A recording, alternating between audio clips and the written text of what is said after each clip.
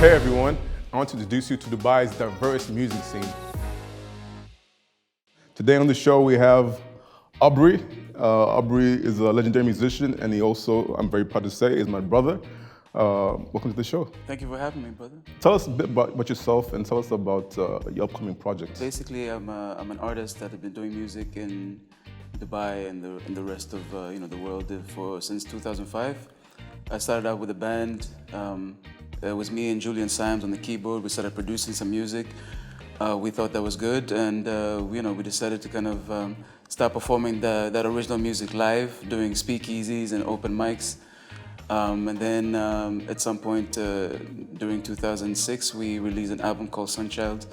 And that's when it's, kind of started my music career. Yeah, exactly. It's not too far-fetched to say that you're one of the pioneers of music. Pioneers? I don't know. in Dubai, specifically. There was when we started, there was a handful of bands and artists that were kind of doing original music.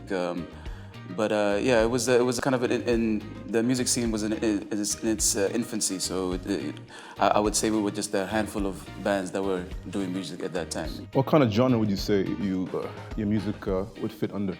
Well, the music is obviously the foundation is always going to be soul music. I mean, the people that we grew up listening to.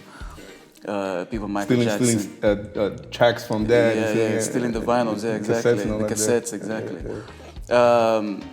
Well, we grew up, listening to people like Peter Tosh, Bob Marley, Prince, Stevie Wonder, James Brown, obviously. Elvis Presley. Elvis Presley.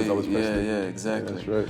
So our foundation my foundation is always going to be soul music, but I mean, I love all types of music. I love David Bowie, Bjork, Radiohead, so I always have those kind of influences in there. So there's a bit of reggae, funk, and all other types of music, but the foundation will always be soul music. I remember growing up in school, we used to listen to a lot of Michael Jackson. Yeah, I love Michael Jackson. And in school, they used to call you Michael Jackson. Yeah, so... Tell us a bit about the story, about performing. Yeah, so I was singing in class. I mean, it was a math class, and I wasn't a big fan of math at that time. But I was singing in class. I think I was singing You're Not Alone. At that time, History came out, his album. And I was singing that, and my friends thought I had a decent voice, so I joined the music club, and every time I was walking in school, they would ask me, yo, can you sing? I mean, that one song is the only one that I sounded a little bit like him, so that everybody thought, Tell us about your upcoming projects. What are you working on now?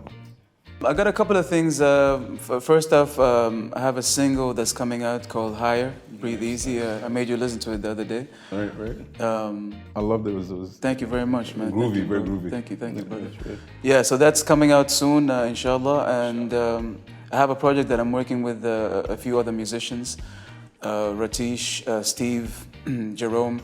It's called Abri and the Everlasting, and nice. Yeah, we actually performed for the first time our original material at Expo last year. Nice. Okay. So we're in the works right now, recording it and hopefully releasing it sometime early next year. Being in the music scene from such an early age to now, how have you seen it evolving? How have you seen the music change, and how would you describe the music scene now as opposed to then? And yeah, there's a lot more opportunities now. Like I remember when we started out in around 2005, early 2000s basically, there weren't that many places for us to highlight or perform our original music.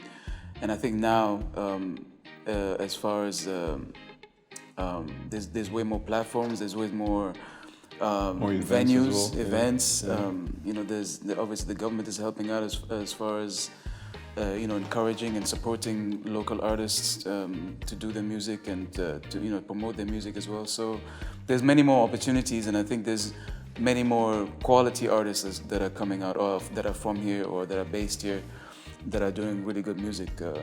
So it's great to see, man. It's great and I'm great to still be a part of it. You know what I mean? Most definitely. And speaking of, I know you performed at Sikka previously. Yeah. So Sikka Festival. Yeah, I think one of the first Sikka when they first started out, we performed. It was me and I did the Arqam and the Dream Fleet, and I did my own solo thing as well. So it's amazing, yeah. It's great to be a part of that. I know you did one recently. That's right. Seeing the videos, really fairly recently. Amazing vibes. Yeah, so. What do you think would encourage more collaborations in the city? For me, it's the collaboration, whether it's art or music. I think once you guys vibe, or once, you know, the two of you, or whoever you've been collaborating with, the vibe is great and it feels good and you guys click as far as human beings, I think the collaboration will come about. And then obviously the craft and the artistry comes secondary. Well, thank you for being on the show. I appreciate it. Man, thank you so much for having me. It's been an amazing conversation with yourself. Thank you for watching another series of DXB Music Scene. My name is Arqam, and I hope you enjoyed the show.